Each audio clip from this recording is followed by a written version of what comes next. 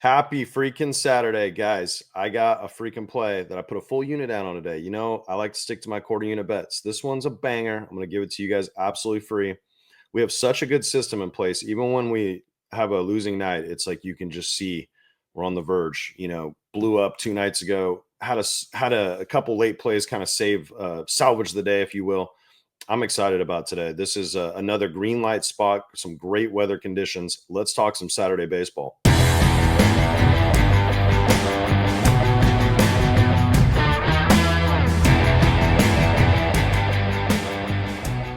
Yo, what's up, ladies and gentlemen? It is your boy Keith Stone. Let me get my glasses on over here. Guys, I got a sick freaking play for you today. I'm excited about this one. I told y'all I rarely go full units on these DFS slips, but this one, I love it. So I'm gonna give it to you guys for free. I want to show you, like, even when we went off last night. Okay, huge night, a bunch of heartbreaking slips today. Somehow I sold you guys on Cubs Diamondbacks, and then I just didn't set enough slips. I knew this was going to happen. I didn't build enough combos out. I took Swansby in two freaking spots. We did hit this one. Thank God Suzuki hit a homer. He didn't have a great game before that. We hit this play that really helped, bring some money back because we had so many close misses. Hit this one on sleeper. Will Smith had gone over this in 3 straight games, just been absolutely on fire. One short, unfortunately. Somehow the Dodgers didn't get up to bat four times. I think he was batting 6th in the order, 5th. Very, very crazy. Low scoring game over there. This is a guy who had literally gone over 8 times. And I knew Zach Wheeler's good, but the fact that I still saw him get a hit off him before that, I was worried about the teammates. But I thought maybe on the road as the leadoff hitter, he can get to the pen. But he never made it back up. He was one batter away from another plate appearance. He only got 4 plate appearances. Not good. So just a couple bad spots there. You can see even when we miss, we're right on target. So this is where I fucked up, guys. I'm kicking myself. I should have split the units on this. I went aggressive for the home run here. And this was actually one of my buddy's plays that he built. And I should have put 2. I should have split the units and put 1 for bases, 1 for the home run, a 22x and a 40x. Just, I don't know. I was so hyped up. And then Swanson, I knew he was kind of in a slump, but I like the right-handed factor, and he was lifetime 12 for 20 against Corbin Burns, man. What a slump busting opportunity. He got an infield single late in the 8th inning, and then, he got stranded on second base when the bases were actually loaded. So it just sucks, when you're right there from hitting all these freaking slips. But our system, I know it works, and it leads to long-term profitability. Here's another one, just bad luck. I think they had like a pinch runner or something. They got down big, so they were kind of aggressive. And, I don't know. It was weird. Like, I felt like it was either a pinch runner or a pinch hit. I can't remember now, actually. But yeah, I thought there was a good chance the 3-hole hitter had a good chance to score today with Naylor batting behind him if he could just get on base. Here's another one that Swanson killed. And now this one I fucked up because I wanted to go the catcher here, and I fucking just was setting slips. So I had Bush and or maybe I was gonna go Pete Crow Armstrong. I can't remember. But yeah, it just sucks, when Swanson kills like fucking literally 30 units, back, or quarter unit bets. So do the math. And then Alonso screwed me again on sleeper. Alvarez couldn't get 1 hit today, even though it was a good spot for him. Luis Arias really killed it. Like him tomorrow too, by the way. So yeah, that's a little recap for you guys. Want to let you know I'm gonna restock this. It's up down on the ticker. I'm gonna put 5 more. So 23 of them were gone. It was a slight losing day, but you guys see the power of what we're doing here. We will have a big day this weekend, and I think it's coming today. I just got a feeling about tomorrow. I like what I'm seeing from the slates.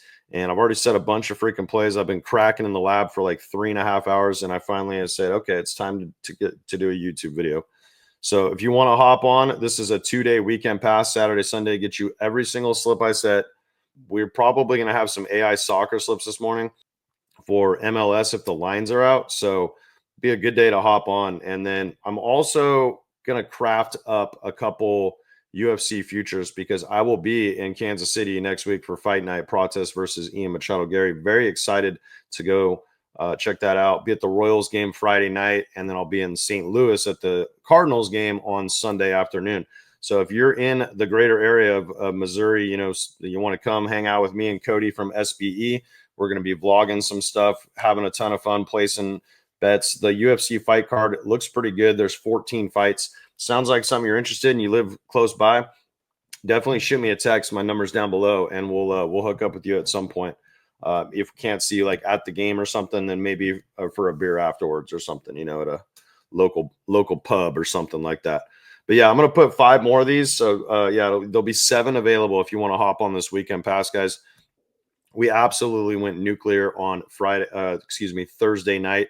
So we have these big moments. Well, this is a channel that we don't need to win every single day to be highly profitable. And we were right freaking there again from just a legendary day. So let's get right into the picks. Yeah, like I said, I restocked this weekend pass. There's 5. I restocked 5, so there's 7 available. So we're going to switch it up today. I hit one of these $25 quarter unit bets for 500 2 nights ago. So that puts us way up when we hit these, okay? I love this play. Now, it's not quite that aggressive, but it's somewhere in the middle, and I think it has a really good chance. I want to break this down for you guys. So if you're not on Better yet, they have a very unique offer. You can see your first entry, if you got the cash, win or lose up to 250. Now, me personally, this is a bit aggressive for that first play, but imagine the upside. If it loses, you get your money back. If it wins, you're going to get an extra 250 even if it wins. So I didn't break down the math. I think it's like a 14x play. So you can break down the math. If you put 250 on that, it'd be great. And like I said, I usually put a quarter unit down on these. I originally did that. So I set a quarter unit. I said, you know what? Fuck that. I set the same play twice. I put another $75 on it. So I feel good about this. If you need better to get this offer, sign up with promo code Keith. There is a link down below. Yeah, and let's get right into it. So pick number 1, Ben Lively. Now, I don't think Ben Lively is very good, to be honest with you guys. We need over 6 hits to win. 5 is a push. If this pushes, this will come down to 7x. Still a very good payout, right? So there's a lot of upside baked into this. And I mixed in one of these, what do you call a rocket boost play? That's why it pays 12x instead of 10x. So the Pirates offense is not an offense I usually like to back. However, today I think I'm going to do it. This is Ben Lively to just get the push. He's gone 4-7-2-7. So he's gone over the push line twice, and he's gone over it in both times as well. So we got that 6th hit.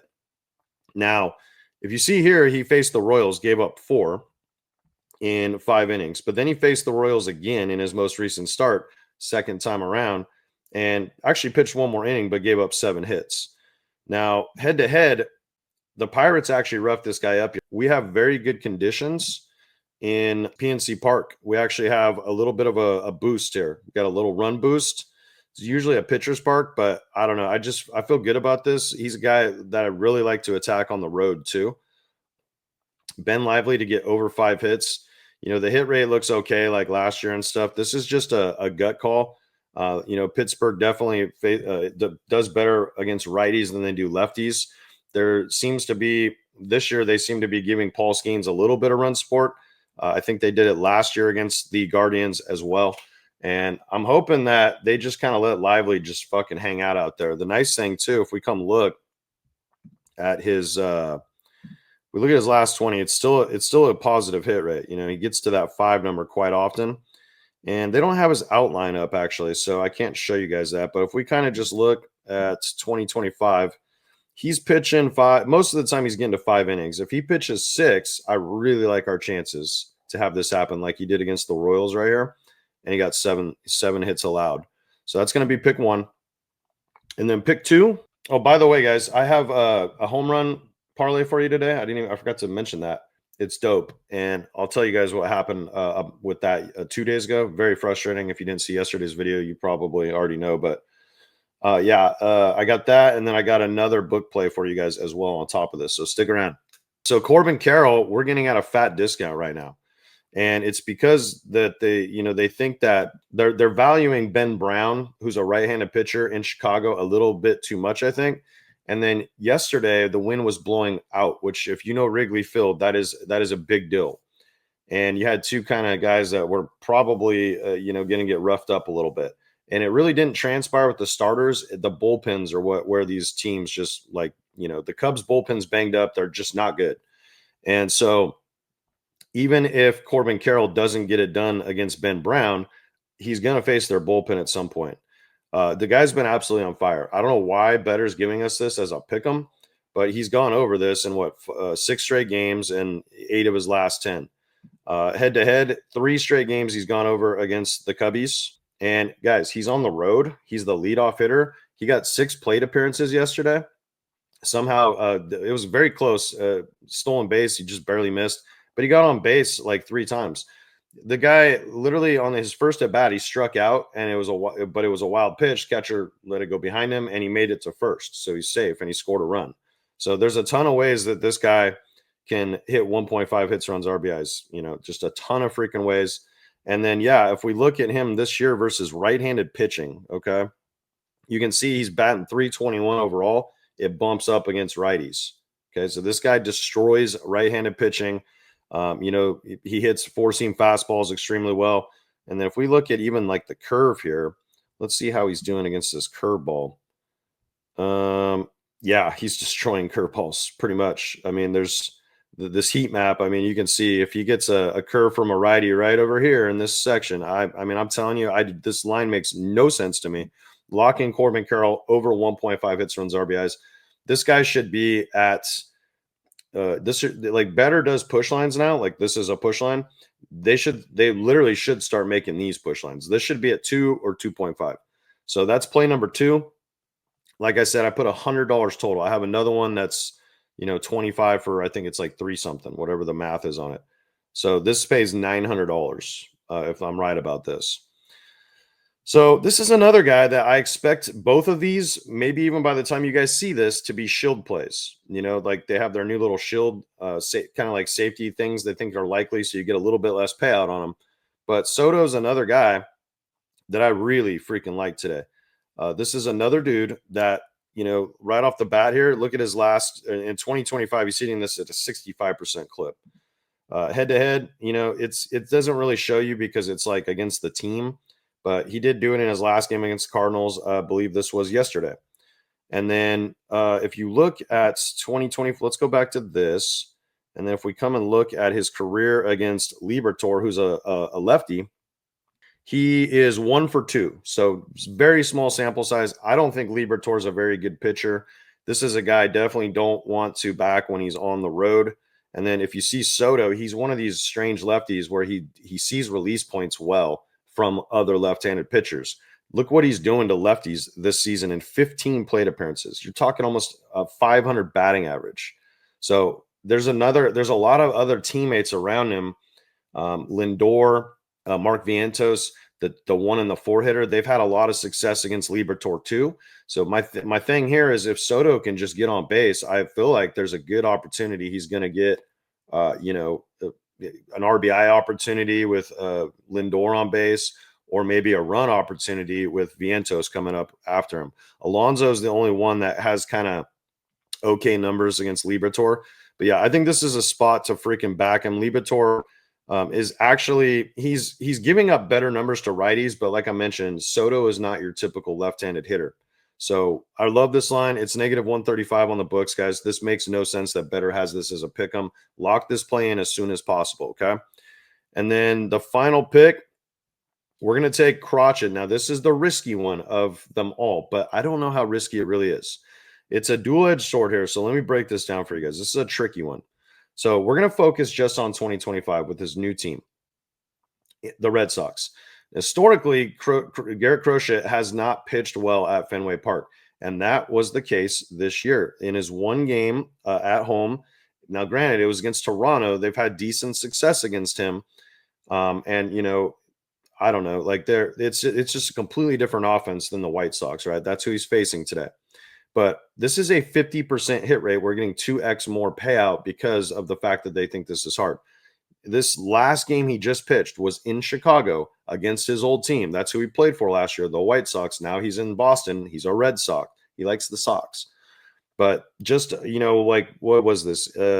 Last week, He pitched 22 freaking innings against them. We only need 18. Or I'm sorry, we need 19. We need 6.1 innings pitched. That's it. And he's done that twice this year. Did it against a pretty good Baltimore offense. Like I said, the one game he got here in trouble at home in Fenway, and then Texas, he only pitched 5 innings here. But you look at the pitch counts. This is a guy they will literally let go into the hundreds. 102, 107, 96, 96 pitches against the White Sox in his last game. Okay. And he got 7.1 innings. We only need 6.1. So even if he gives up some contact, I need to show you guys the conditions of the stadiums too, real quick. So let me show you this. So Boston does have really good conditions tomorrow. Fenway, you can see there's actually run boost. So even my theory here is like, even if he gives up some contact, say he gives up a homer to left field, or excuse me, right field, you know, the wind's kind of blowing out that direction. I'm not too worried about it because it's like a one and done. He's going to eat innings. I think they're going to ride their stud here. I don't think they're going to go into the bullpen if the guy's at like 80, 80 pitches thrown or something. I think we're going to get the long leash here. And I'm still very confident in his ability to shut down his old team. It's one of the worst lineups in baseball. They're just not very good. So if we look at the other game too, so we have good hitting conditions in these parks right here. The other one that I was talking about was Citi Field right here. So we have a home run boost. The doubles, triples are down, and the runs are a slight edge. So when you add it all up, boys, let me make this a little smaller for you guys so you can see the whole play. So yeah, I don't even think this is necessarily like, I think it is a pick 'em. I don't think this should be a boost. I really don't. A lot of pitchers do like to get right to that 6 innings pitched in today's modern game, but I'm trusting my bones on this, guys. And like I said, worst case scenario, if we get a push here and he ends up on 5 exactly, the still pays 7 freaking X. Okay. No one's going to complain about that. I promise. So that's going to be the free DFS play. Now let's get into the home runs because I like these a lot. Want to share these with you guys. So, let's do this first. So I like Garrett Crochet a lot. Boston are huge favorites. They're like negative 3-1 favorites at home. There's not a lot of value on that, but what there is value on is you're back in their offense. I think he's going to pitch deep into this game. What it takes to require a win, I believe it's 5 innings pitched. You have to have the lead, and your team has to never surrender the lead. I think that's a very big probability tomorrow for the Red Sox at home. I do think some of these lefties hopefully will finally start delivering some home run shots out there, or some triples out there to short right field in Fenway Park. So I put a 1.2 units on this to win 1. It's Crochet to record a win. I like this a lot. I think there's way more value on a play like this than there is on the Red Sox at negative 300. So that's one free pick. And then I'm going to give you guys my home run parlay today. So I sell one of these every day. DraftKings has a really cool setup where you bet one guy to usually put a straight bet on it. I picked Harper for that. And and if it fails, they give you a bonus bet the next day. So you just keep this cycle up where you get free lotto tickets essentially. Now the other day I had one, and I told you guys the story. I literally was waiting on freaking DraftKings to pull up the Texas, home run stats. I wanted Seager, and then the Mariners game started, so I had to take Cal Raleigh out after his first at bat. And if they had Seager just when I went to set the play, we would have turned $10 into $1,200, all the VIPs. So I like Soto. We already kind of broke him down. I love Harper, and I think this is a good day to back. These are 3 left-handed hitters right here. Okay, so if we come look, you have the wind blowing out in Philly. This is a perfect setup for guys like Schwarber and Bryce Harper. Now he's never hit a homer off Cal Quantrill before, but Quantrill is getting rocked by lefties, and historically, Bryce is a guy that hits way more homers off righties than he does lefties. Granted, he faces more, but the percentages are still very good. This is a guy you want to back when a righty's on the mound and the wind's blowing out to freaking right field. I think he's got a really good shot. This is a 38% home run boost to hit a home run tomorrow. I put him on a straight bet. Like I said, it's like I think it's like plus 300. So not a ton of value, but it's still solid. And then like I mentioned, in Citi Field, Juan Soto, he's left-handed. Look where the wind is blowing. Okay, very close. New York, Philly, close little drive up there. We have an 18% home run boost. So Soto, same thing, lefty on lefty. I like his chances to crack one out to center or right field, and the wind to just carry it. If it was a week ago at this in the same exact scenario, a routine, warning track or deeper fly ball would have definitely stayed in the park with the temperatures and all that stuff. It's going to be a nice day out there. It's supposed to be sunny. It's still a little chilly, but the wind is in a perfect spot to carry a fly ball out of this park. And then the third guy, God, I can't remember who the hell it was. It was it was O'Neill Cruz. So yeah, same thing. If we come to PNC Park, normally like a kind of like a pitcher's park, but the wind's moving a little bit to the left here or straight to center. Not the biggest home run boost, but I really got a good feeling about this guy tomorrow against it's the guy we're attacking. It's Ben Lively. So I think this is a good spot to back a lefty on righty in Lively. Lively gives up a lot to left-handed hitting. So there's a lot of good spots here, though. The pitchers in this game are pretty solid. I don't trust the Reds offense, but Gunnar Henderson's probably worth a look. I know Hunter Green has been really good. He's been lights out, but Henderson's 2 for 2, I think, lifetime against him. And he's also got really good conditions here today. And sometimes, guys, when these dudes like Hunter Green, they throw really hard. So that's not the worst thing. Like a lot of times you'll notice, like when they have a really good game still, they might give up like 2 runs. A lot of times it's from a home run because the exit velocity off the ball is so freaking high because they throw so hard. And that could be what you see tomorrow. So that's a lean Gunnar Henderson. He's a lefty, and he could definitely take one out to right field off a guy like Hunter Green, I think. So yeah, that's your home run parlay. It pays over $1,000 if it hits on a $10 bonus bet. So yeah, I hope we freaking cash, some slips today, boys. Could be a legendary day. Get on the day pass. I already have a ton of freaking slips, or not the day pass. Get on the weekend pass. I got a ton of freaking slips set. You saw how close we were yesterday. You saw how we went nuclear on Thursday night. Let's cash some freaking slips and have a monster weekend. Peace.